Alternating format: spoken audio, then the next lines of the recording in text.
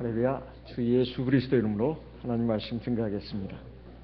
창세기 31장 1절에서 16절까지 말씀을 보겠습니다.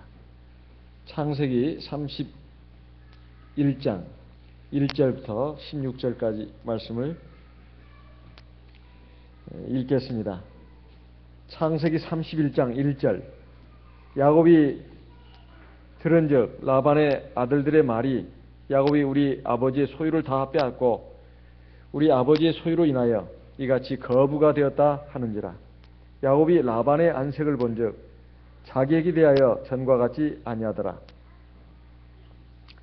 3절. 여호와께서 야곱에게 이르시되 네 조상의 땅 네 족속에게로 돌아가라. 내가 너와 함께 있으리라 하신지라.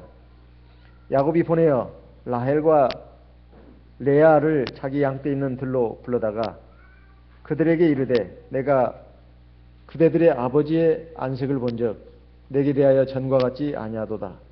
그러할지라도 내 아버지의 하나님은 나와 함께 계셨느니라. 6절. 그대들도 알거니와 내가 힘을 다하여 그대들의 아버지를 섬겼거늘 그대들의 아버지가 나를 속여 품삯을 10번이나 변역하였느니라. 그러나 하나님이 그를 금하사 나를 해치 못하게 하셨으며 그가 이르기를 점 있는 것이 네 삭시되리라 하면 온 양떼에 낳은 것이 점 있는 것이요 또 얼룩무늬 있는 것이 네 삭시되리라 하면 온 양떼에 낳은 것이 얼룩무늬 있는 것이니. 9절. 하나님이 이같이 그대들의 아버지의 짐승을 빼앗아 내게 주셨느니라. 그 양떼가 새끼 뵐 때에 내가 꿈에 눈을 들어 보니 양떼를 탄 수양은 다 얼룩무늬 있는 것, 점 있는 것, 아롱진 것이었더라. 11절. 꿈에 하나님의 사자가 내게 말씀하시기를 야곱아 하기로 내가 대답하기를 여기 있나이다 하매 가라사대 네 눈을 들어 보라. 양떼를 탄 수양은 다 얼룩무늬 있는 것, 점 있는 것, 아롱진 것이니라. 라반이 네게 행한 모든 것을 내가 보았노라. 13절. 나는 베델 하나님이라. 네가 거기서 기둥에 기름을 붓고 거기서 내게 소원하였으니 지금 일어나 이곳을 떠나서 네 출생지로 돌아가라 하셨느니라. 라헬과 레아가 그에게 대답하여 가로되 우리가 우리 아버지 집에서 무슨 분깃이나 유업이 있으리요. 15절. 아버지가 우리를 팔고 우리의 돈을 다 먹었으니 아버지가 우리를 외인으로 여기는 것이 아닌가. 16절. 하나님이 우리 아버지에게서 취하신 재물은 우리와 우리 자식의 것이니 이제 하나님이 당신에게 이르신 일을 다 준행하라. 우리가 반복되는 일상생활 가운데서 종종 갖는 의문이 있습니다. 하나님이 정말 나와 함께 계시는가? 이렇게 날마다 힘겹고 또 지루하고 어려운 삶이 계속해서 반복되고 있는데 정말 하나님이 나와 함께 계시는가? 하나님이 눈에 보이지 않고 눈에 보이는 것은 현실적인 어려움, 고통, 그리고 힘 있는 사람들의 모습, 잘 나가는 승승장구하는 사람들의 인생들이 우리 눈에 보입니다. 그리고 때로는 불의와 악이 득세하고 진실하게 그리고 바르게 살아가는 사람들이 오히려 손해를 보고 고통을 당하는 이런 삶의 모순 속에서 우리가 종종 느끼는 것이 정말 하나님 계시는가 이런 그 생각들입니다. 바로 이러한 것에 대한 답을 주기 위해서 하나님은 나는 너희들과 함께한다 이렇게 말씀으로만 말씀하지 아니하시고 우리 믿음의 조상들을 통해서 이것을 우리에게 보여주고 있습니다. 우리 창세기 28장에서 야곱의 베델 광야에서 밤에 광야에서 자다가 꿈 가운데서 하나님이 보여주신 환상을 우리가 살펴봤습니다. 하늘에서 내린 사닥다리, 야곱이 누워있는 곳까지 사닥다리 위에 하나님의 천사들이 오르락내리락 하는 광경을 보여줬고 그리고 하나님의 음성이 들렸다고 했습니다. 나는 너의 하나님이다. 내가 너 누운 땅을 너에게 주겠다. 그리고 네가 다시 이 땅에 올 때까지 내가 너와 함께 하겠다. 사실 이것은 야곱의 얘기만이 아니라 바로 저와 여러분의 얘기라고 하는 것을 말씀드렸습니다. 야곱은 깜짝 놀래가지고 거기에서 돌베개에 있던 돌을 기둥으로 세우고 그다음 기름을 붓고 하나님께 예배를 드리고 소원 기도를 했다는 거 우리가 지난 안식일 예배 때 말씀을 통해서 확인했습니다. 이것은 이제 예수님이 나중에 나다나엘을 향해서 너는 참 신실한 사람이다. 너에게 간사한 것이 없다 했을 때 그때 나오는 말씀이 나를 언제 보고 이렇게 나에 대해 칭찬하십니까? 네가 뭐가 남아 있을 때 내가 너를 보았다. 그 말에 나다나엘은 깜짝 놀래가지고 저는 하나님의 아들이시오. 이스라엘 임금이라고 이렇게 고백을 했는데 예수님께서 하신 말씀이 내가 너를 무화과나무에서 보았다 함으로 네가 이렇게 놀라느냐? 이보다 더 큰 일을 보게 될 것이다. 그래서 말씀하신 것이 바로 창세기 28장에 베델 광야에서 야곱이 본 환상입니다. 이보다 더 큰 일이라고 하는 것, 주님께서 말씀하시기를 인자 위에 천사가 오르락내리락 하는 것을 보게 될 것이다. 우리 저와 여러분 잘 아는 바와 같이 이것은 오순절 성령 강림을 통해서 주 예수께서 우리와 함께 하실 것, 하나님이 우리와 함께 하실 것을 나타내 보여주신 것이다. 이렇게 말씀드렸습니다. 창세기 28장에 있는 내용뿐만 아니라 야곱의 모든 그 삶의 발자취는 바로 우리 성도들이 이 세상을 살면서 겪게 될 그 모습들을 갖다가 보여준 것입니다. 그리고 거기에서 하나님이 어떻게 함께 하시고 역사하셨는가를 알려줌으로써 우리도 거기에서 교훈을 받고 힘을 얻고 또 어떤 때는 경계의 거울로 삼아서 내가 이렇게 살아서는 안 되겠고 저렇게 살아야 되겠구나 이런 것을 알도록 하기 위해서입니다. 그런데 그 후로 야곱은 외삼촌 집에 가가지고 무려 20여 년간의 처가살이를 합니다. 그 사이에 하나님이 얼마나 날마다 나타나가지고 이렇게 해라 저렇게 해라 야곱아 얼마나 너 힘드냐 참 고생스럽지 내가 너 참 안쓰럽게 생각한다 야곱아 힘내라 매일매일 나타나가지고 기도할 때마다 뭐 이렇게 말씀하시고 그랬을까요? 그러지 않았다 이 말이죠. 무려 14년간을 외삼촌 집에서 첫째 그 첫날 밤부터 신부가 바뀌는 그런 그 외삼촌의 그 관계에 빠져가지고 곤욕을 치르기도 했고 또 두 아내를 얻고 자식들도 낳으면서 무료 봉사를 무려 14년간이나 했습니다. 그래서 이제 이렇게 살아서는 도저히 내가 가망이 없다. 그래서 이제 거기서 생긴 처자식들을 데리고 아버지의 땅 가나안 땅으로 돌아가려고 하니까 외삼촌이 또 붙들지 않습니까? 이제 애들한테 삭슬 주겠다. 근데 외삼촌의 여러 가지 그 욕심이라든가 그 관계를 잘 아는 야곱으로서는 어떻게 해야 될까요? 하나님께서 분명히 꿈을 통해서 말씀을 하셨다는 것입니다. 성경에는 시간의 그 전후 관계가 종종 이렇게 뒤섞여서 나오는 경우가 있습니다. 이제 20년이라는 세월이 흐른 뒤에 어떤 상황이 벌어졌는가? 오늘 나오는 말씀에 보게 되면 야곱이 하나님의 축복으로 엄청난 부자가 됩니다. 이것을 본 야곱의 외삼촌 라반의 그 아들들, 외사촌 형제들이 야곱을 굉장히 미워하고 시기 질투합니다. 또 외삼촌조차도 조카이자 사위인 자기를 굉장히 미워한단 말이죠. 이것을 보고 이제 떠날 때가 됐구나 이렇게 생각을 했는데 아니나 다를까 하나님께서 꿈에서 또 나타나셔가지고 네 아버지의 땅, 네 출생지로 돌아가라. 이 꿈에 이런 내용이 오늘 읽은 말씀 가운데 몇 번이 나옵니다. 근데 이것이 시간의 전후 관계가 없이 쭉 나오는데 사실 이 꿈 얘기를 야곱이 이제 떠날 때가 되니까 자기 아내들을 불러가지고 라헬과 레아를 불러가지고 그것도 자기 양치는 데로 불렀어요. 거기 숙소 가서 말한 게 아닙니다. 저 멀리 양치는 데까지 사람을 불러가지고 시켜가지고 오게 했다 이 말이에요. 오게 해가지고 거기서 얘기를 합니다.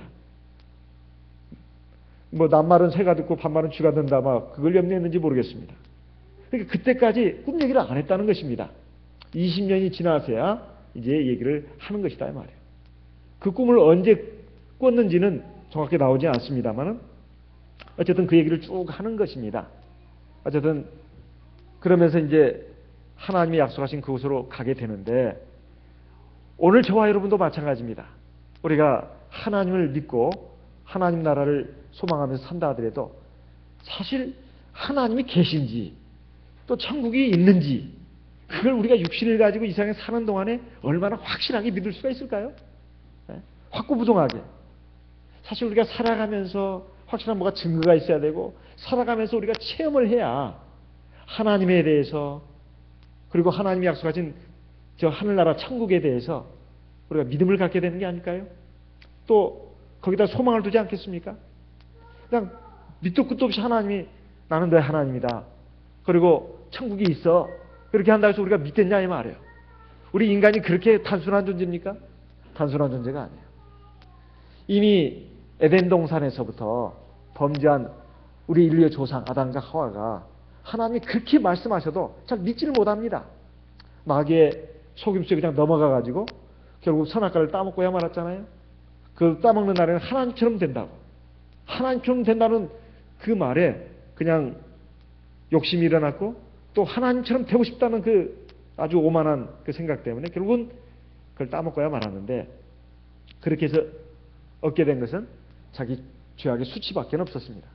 그래가지고 하나님이 그 아담과 하와를 또 찾아오셨지만은 아담과 하와는 하나님을 찾지 않았습니다. 그저 자기의 수치, 죄책감 때문에 막 그냥 그 나무 그늘수록 숨었지 않습니까? 그때 하나님이 아담아 아담아 부르셨을 때 하와는 이제 하나님께 뭐라고 했습니까? 뱀이 나를 꿰어서 내가 따먹은 것입니다. 하나님이 왜 뱀을 만들었으며 왜 선악과를 만들어가지고 내가 이렇게 그걸 따먹게 됐을까요? 전혀 자기 죄에 대해서 시인을 하지 않습니다. 남편은 또 처음에는 내 뼈 중에 뼈, 내 살 중에 살이라고 찬탄하면서 하나님께 감사와 영광을 돌렸던 그 아담이 하나님이 지어서 만들어준 여자 그가 나에게 따먹으라고 해서 따먹었습니다. 하나도 자기의 죄에 대해서 시인하거나 하나님 앞에 회개하는 모습을 보이지 않았습니다. 이렇게 원망, 불평 이렇게 해서 결국은 이 죄인이 된 그 모습, 인간의 모습이라고 하는 것은 그렇게 해가지고는 도저히 다시 하나님 앞에 구원받을 만한 존재가 못 되는 거였습니다. 그러니까 하나님께서 너희들 안 되겠구나. 그러면서 이제 내리신 것이 여자에게는 너는 평생 남편을 사모할 것이고 너에게 해산하는 고통을 줄 것이다. 그건 꼭 저주만이 아닙니다. 그 고통을 통해서 하나님 계신 것을 알고 자기 그 죄악의 그로 인해서 얼마나 많은 고통이 오는가 하는 것을 알도록 하기 위해서 그렇게 해서 하나님을 바라보고 하나님의 구원을 앙망하도록 하기 위해서 그렇게 하신 것입니다. 아담도 마찬가지입니다. 너는 평생 이마에 땀이 흘려야 너는 먹게 될 것이다. 이것도 무슨 꼭 저주만이 아닙니다. 사람이 살아가면서 고통스럽고 힘겹게 살아야 비로소 인생이란 게 이것밖에 안 되는가. 하나님이 낙원에 있을 때는 정말 좋았는데 그리고 그렇게 해서 영원히 사는 것도 아닙니다. 나중에 늙고 병들어서 죽는다 이 말이에요. 인생의 장에서 인생의 무대에서 여러 가지 고통과 어려움, 수고, 슬픔 이런 것을 겪으면서 인간은 비로소 자기 한계를 깨닫고 자기가 얼마나 하나님 앞에 죄인인가 이걸 깨닫는다 이 말이에요. 그래서 그 마음과 생각이 하나님을 향하게 되고 하나님이 약속하신 그 나라를 바라보게 된다 이 말이에요. 그런데 우리 믿음의 조상 야곱을 보게 되면 야곱은 할아버지 아브라함, 아버지 이삭을 통해서 몇몇이 이어져 내려온 하나님의 축복을 알고 있었습니다. 그리고 자기 집이 바로 하나님의 성전이 있었어요. 제단이 있었단 말이에요. 그래서 하나님이 주시는 축복이야말로 가장 좋은 것인 줄 알고 있지만은 그렇지만 여전히 야곱도 가나안 사람과 더불어 살고 있고 세상의 무대에서 살고 있습니다. 형하고 또 이 경쟁 관계가 되지 않습니까? 형한테 그 삐고 싶지 않았다 이 말이에요. 그래서 생각한 것이 인간적인 방법이었고 세상적인 술수였습니다. 그렇게 해서 자기 손에 쥐었다 싶었지만은 하나도 쥐어진 게 없었다 이 말이에요. 하나님은 그렇게 살아서는 안 된다는 겁니다. 하나님의 백성들은 오로지 믿음 이것만 가지고 되는 게 아니고 하나님의 백성답게 자녀답게 바로 서야 되고 바로 성장해야 된다는 거예요. 그래서 이제 야곱이 결국은 외삼촌 집을 향해서 피신 아닌 피신을 가게 됐지만 베델 광야에서 하나님은 그에게 나타나셨습니다. 하나님 중시하시는 것은 누가 하나님을 경외하는가, 그리고 하나님이 주신 축복을 귀한 것으로 알고 그걸 붙들려고 하는가. 사실 하나님은 이것을 제일 중시하십니다. 얼마나 착하고 바르고 아름다운가 이걸 보시는 게 아니에요. 먼저 보시는 건 그게 아닙니다. 하지만 그것이 필요 없다는 말도 아닙니다. 제일 중요한 것은 누가 하나님을 인정하는가, 하나님을 경외하는가, 그리고 하나님이 약속하신 장래의 복을 소중한 것으로 알고 그걸 추구하는가, 미래의 복을 추구하는가. 이 사람을 먼저 하나님 찾으시고 자기 백성으로 만드시고 자기 백성으로 삼으시는 겁니다. 그런 다음에 이제 훈련을 시키는 겁니다. 하나님의 나라에 들어와서 살만한 하나님의 백성다운 백성으로, 하나님의 자녀다운 자녀로 다듬고 훈련해 가시는 거예요. 야곱이 그랬습니다. 에사삼촌 집에 가서는 온전히 하나님을 의지하는 사람이 됐단 말이에요. 그래서 사실은 이제 외삼촌이 자기보다 더하면 더했지 더 못한 사람이 아니었습니다.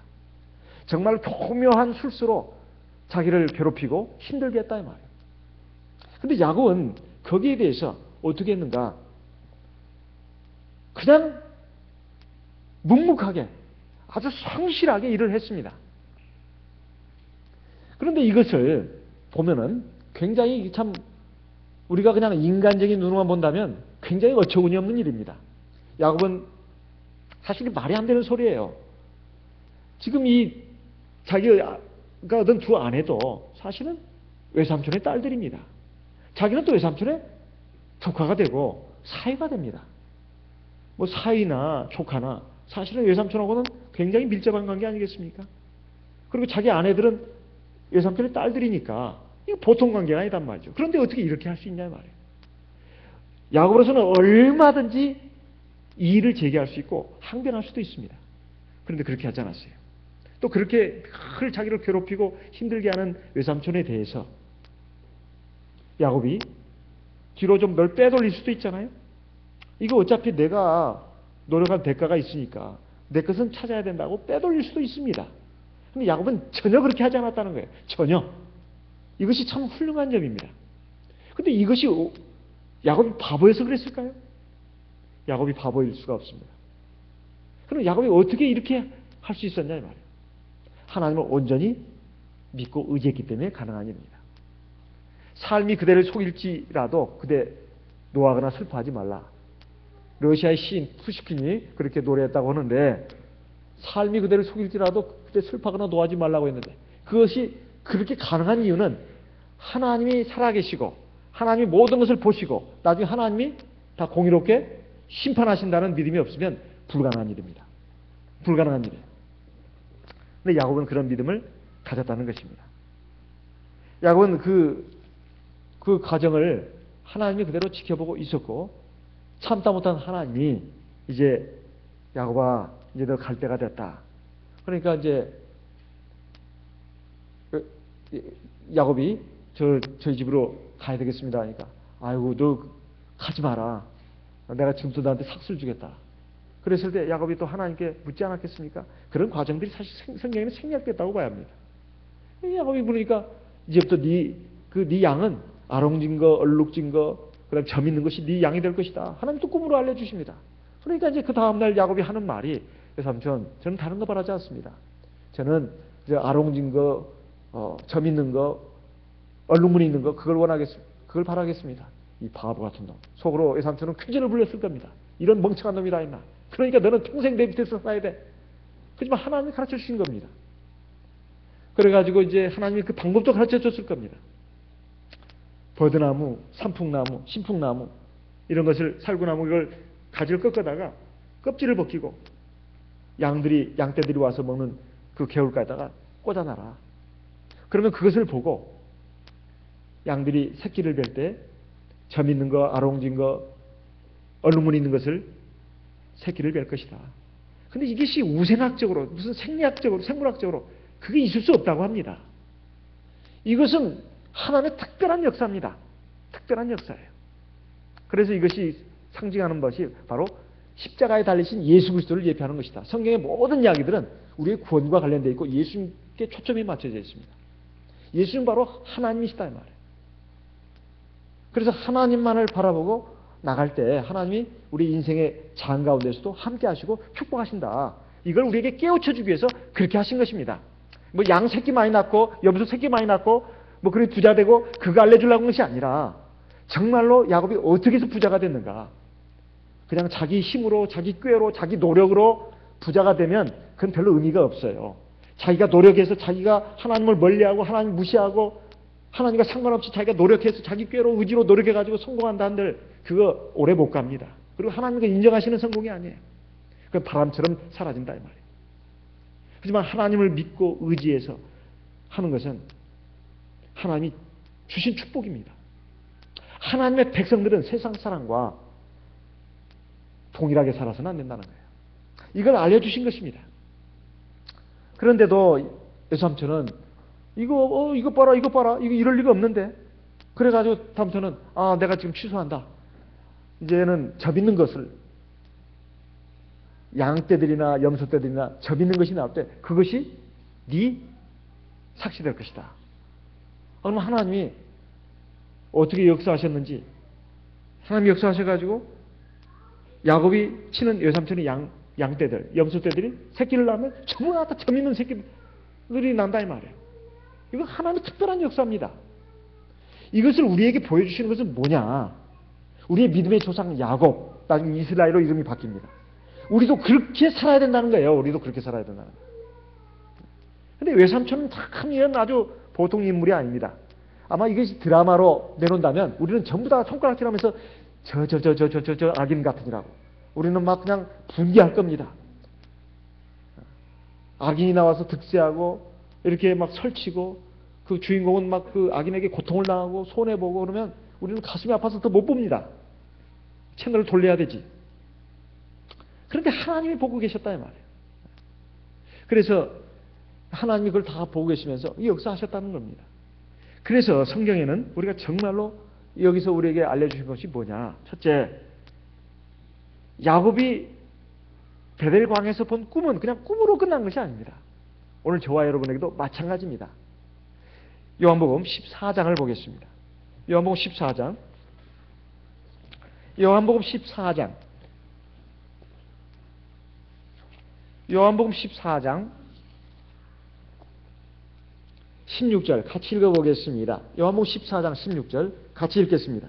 내가 아버지께 구하겠으니 그가 또 다른 보혜사를 너희에게 주사 영원토록 너희와 함께 있게 하시리니 18절 같이 읽겠습니다.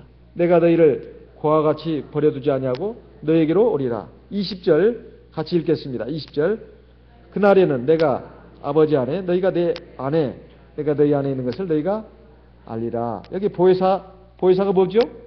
성령이죠. 성령을 주셔가지고 성령을 너희가 받는 날에는 제일 먼저 우리가 깨달아야 할 것이 뭐다 하면은 지난 안식일 오전 예배에 말씀드렸습니다. 우리가 성령을 받았을 때 제일 먼저 깨달아야 할 것은 하나님이 내 안에 내가 하나님 안에 있는 것을 알아야 된다는 것입니다. 요한 1서에 가서는 또 이렇게 말하고 있습니다. 요한 1서 4장을 보겠습니다. 요한 1서 4장 요한 1서 4장 13절 같이 읽겠습니다. 요한 1서 4장 13절 4장 13절 같이 읽겠습니다. 그의 성령을 우리에게 주심으로 우리가 그 안에 거하고 그가 우리 안에 거하신 줄을 아느니라. 자, 베델에서 하나님은 그에게 환상을 통해서 사닥다리의 환상을 보여주었습니다. 근데 그 사닥다리의 환상은 장차 신약 시대에 저와 여러분에게 주어질 성령을 말하는 것입니다. 야곱은 그냥 환상으로 사닥다리 환상을 봤는데 우리에게는 진짜 사닥다리가 주어졌다 이 말이에요. 그래서 하나님이 우리와 함께 하시는 겁니다. 그러면 현실의 우리 생활 속에서 야곱이 매일같이 하나님이 눈에 나타나가지고 눈에 보이는 그 뭐 천사 같은 옷을 입고 나타나가지고 야곱아 너 힘들지? 너 애쓴다? 외삼촌 그렇게 해도 다 소용없는 짓이야. 내가 너와 함께한다. 그렇게 늘 이렇게 눈에 보이는 모습으로 나타나가지고 말씀하시고 위로도 하시고 격려도 하셨을까요? 그렇게 하지는 않았습니다. 거기 보면 여기 꿈으로만 나옵니다. 꿈으로. 오늘 저와 여러분에게는 아예 실제로 성령을 주셔가지고 우리가 성령으로 기도할 때 그게 바로 하나님하고 함께 하시다는 증거입니다. 두 번째, 우리가 눈을 뜨면 이제 현실의 삶이 우리 눈앞에 펼쳐집니다. 우리가 눈을 뜨면 이제 기도는 이제 안 하잖아요. 눈을 뜨고 우리는 손발을 움직여서 활동을 합니다. 많은 사람들을 보고 많은 물체를 봅니다. 이 세상의 무대에 산다 이 말이에요. 시각으로 매일매일 여러 가지 사건들, 많은 사람들을 만납니다. 그 속에서 정말 하나님 계시냐 이 말이에요. 계신다 이 말입니다. 하나님 우리 눈에 보이지 않지만 우리를 보고 있다 이 말이에요. 이것을 아는 것이 굉장히 중요합니다. 믿는 것이 아니에요. 알아야 됩니다. 아는 것은 믿는 것보다도 더 위의 개념이에요. 네. 알아야 됩니다. 모르면 안 된다 이 말이에요. 그래서 야곱은 그것을 믿었을 뿐만 아니라 알았다 이 말이에요. 그래서 야곱은 그렇게 함께 하시는 이유가 뭡니까? 그냥 사닥다리 환상을 보여주고 내가 너와 함께 할게 그냥 무조건 하나님 함께 하셨어요? 그러지 않습니다. 야곱이 정말로 믿음으로 살았어요. 그걸 어떻게 할 수 있을까요? 그 증거가 뭡니까? 창세기 31장 6절을 보겠습니다. 창세기 31장 5절 6절 그들에게 이르되 내가 그대들의 아버지의 안색을 본즉 내게 대하여 전과 같지 아니하도다. 그러할지라도 내 아버지 하나님은 나와 함께 계셨느니라. 6절 그대들도 알거니와 내가 힘을 다하여 그대들의 아버지를 섬겼거늘 그대들의 아버지가 나를 속여 품삯을 10번이나 변역하였느니라. 그러나 하나님이 그를 금하사 나를 해치 못하게 하셨으며. 지금 이 외삼촌이라는 사람을 보게 되면 굉장히 인정머리 없는 사람이고 굉장히 욕심 많은 사람이고 굉장히 창교에 밝은 사람이에요. 아주 탐욕과 그리고 간계의 화신입니다. 이런 사람, 인간 같지도 않은 인간이 바로 자기 외삼촌이고 자기 장인어른이에요. 그럼 보통 우리는 어떻게 합니까? 일단은 화가 납니다. 화가 나요.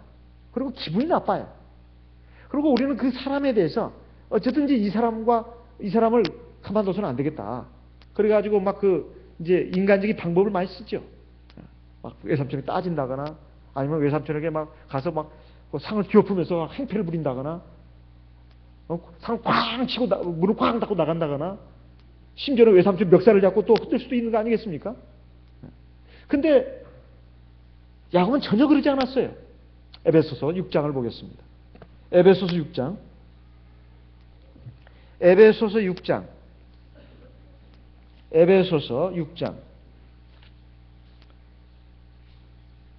5절부터 8절까지 말씀을 보겠습니다.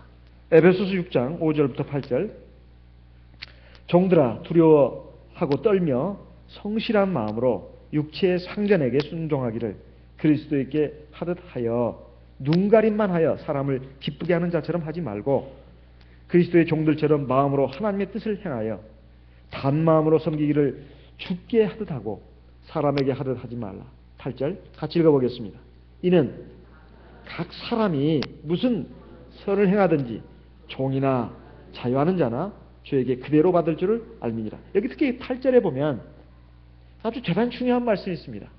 앞에 가서는 도저히 말이 안 되는 말을 하고 있어요. 지금 무슨 자유인권 시대, 평등 시대에 무슨 주인이 어디가 있으면 노예가 어디가 있느냐.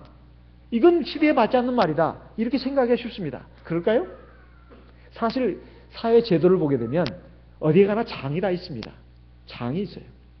집안에서는 가장이 있고 또 밖에서 사회에 나가면 다 장이 있습니다. 그러면 물론 인간 대 인간으로서는 평등하죠. 하지만 분명히 위기질서가 있는 거 아니겠습니까? 그랬을 때 그것이 요즘 자유인권시대에 맞지 않아, 민주주의에 맞지 않아, 그걸 들고 따지고 들기보다는 일단은 내가 고용인에 대해서 피고용인의 입장이 있다 이 말이에요. 그렇다면 피고용인으로서의 의무를 다해야 된다는 것입니다. 피고용인으로서의 의무를 다해야 된다는 거예요. 그것은 마치 사람의 눈에 잘 보이기 위해서 또는 내가 이 월급을 받기 때문에 어쩔 수 없이 이거 안 하면 내가 굶어 죽으니까 그런 마음을 하지 말고 내가 이것은 그리스도의 일을 하는 것처럼 하라 이 말이에요. 그래서 사실은 성직이라는 것이 따로 있는 게 아닙니다. 세상의 모든 직업이 다 성직이에요. 다 하나님의 뜻을 행하는 것입니다. 성직이라는 것이 교회에서 무슨 직분을 받아야 성직이 아니다 이 말이에요. 세상의 모든 일들이 다 성직이에요. 하나님 뜻을 행하는 것입니다. 그래서 단마음으로 섬기기를 주께 하다 하고 사람들에게 하지 마라. 이것이 믿음이 없이는 불가능한 일입니다. 그런데 그 이유를 말하고 있어요. 8절에 이는 각 사람이 무슨 선을 행하든지 종이나 자유하는 자라. 여기 종이라고 하는 것은 피고용인을 말하는 것이고 자유하는 자는 고용인을 말하는 것입니다. 주에게 그대로 받을 줄을 압니다. 그래서 세상에서 내가 어떤 역할을 맡든지 사실은 중요한 게 아닙니다. 내가 남자로 태어나고 여자로 태어나고 중요한 것이 아니에요.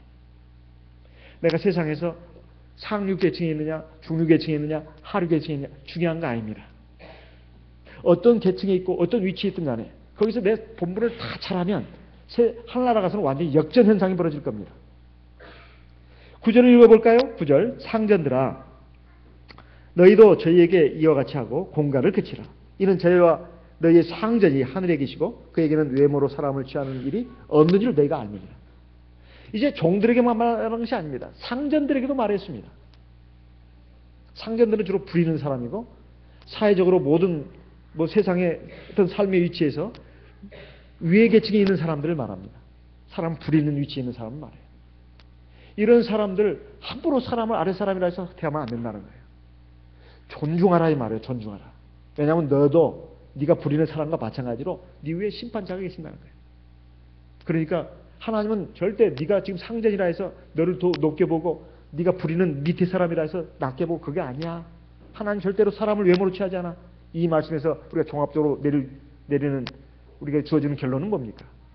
세상에서 내가 남편이다 아내다 또는 세상에서 내가 상류계층이다 아니면 피지비 계층이다 이건 중요하지 않다 이 말이에요.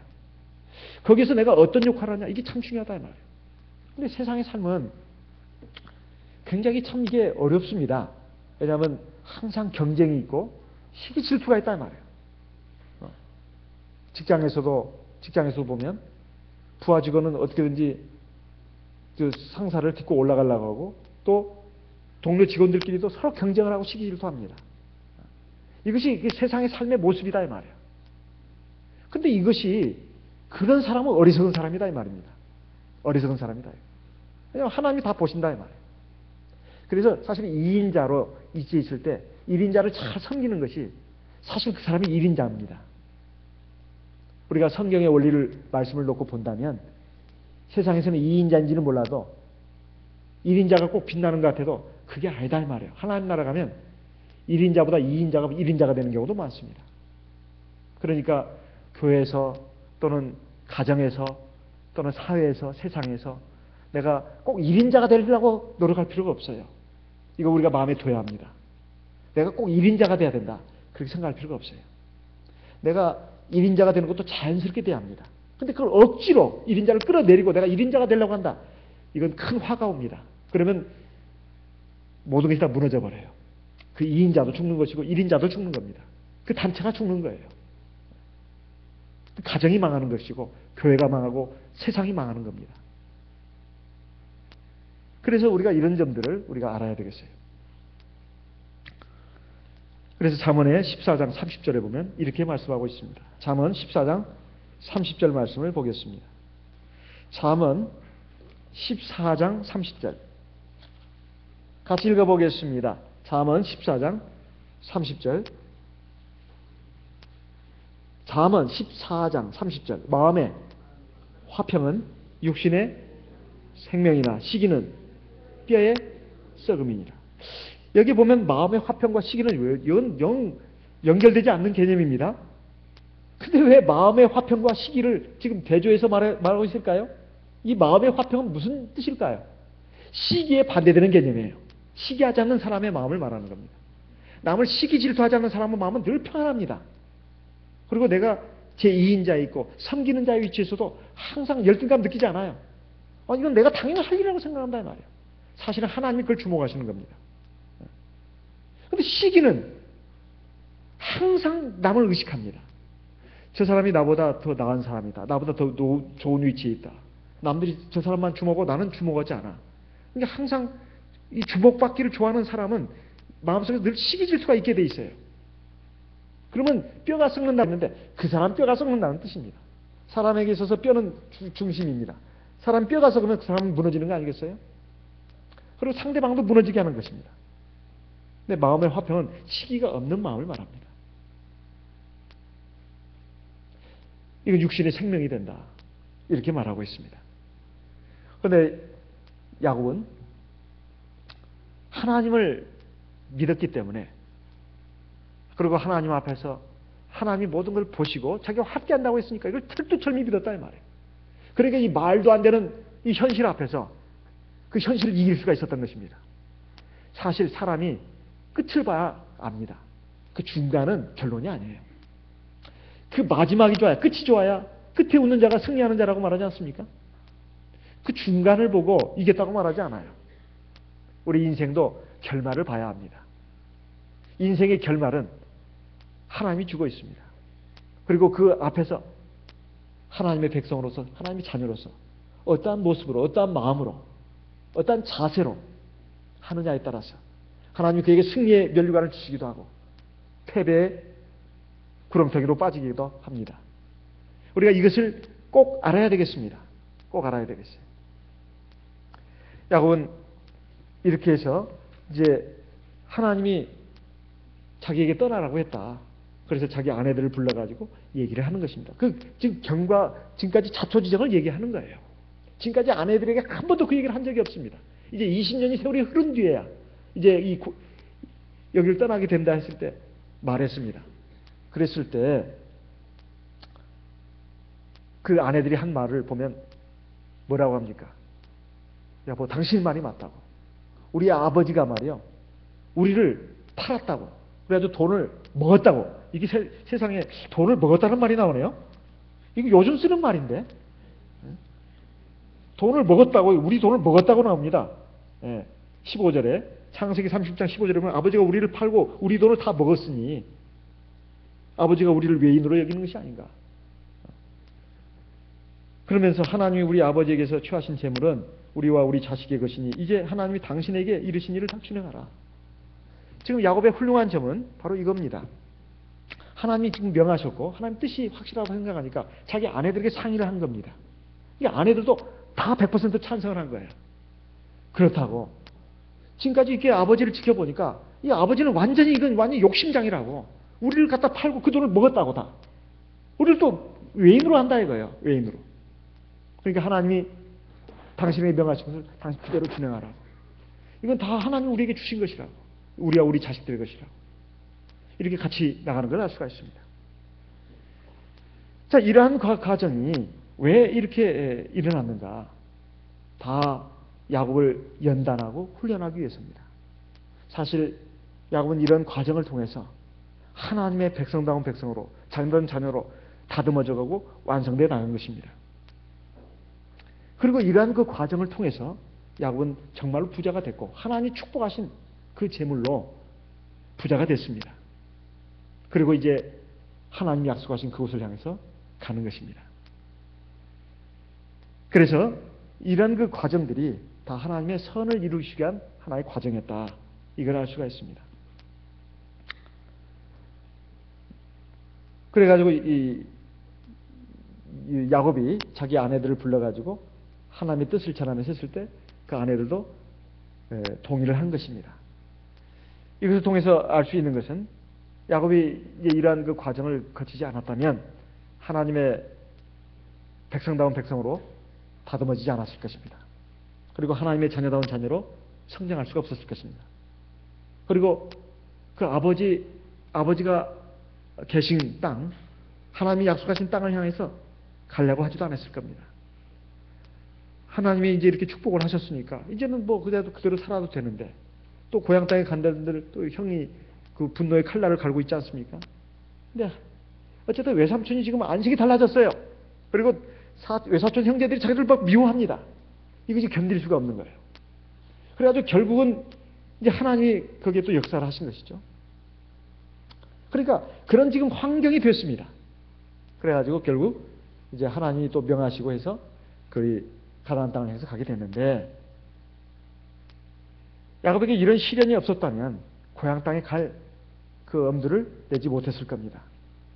영국의 청교도들이 1620년에 메이플라워라는 배를 타고 102명을 태우고 그 먼 바닷길 대장을 건너서 미국에 건너가는 것이 다른 이유가 아니었습니다.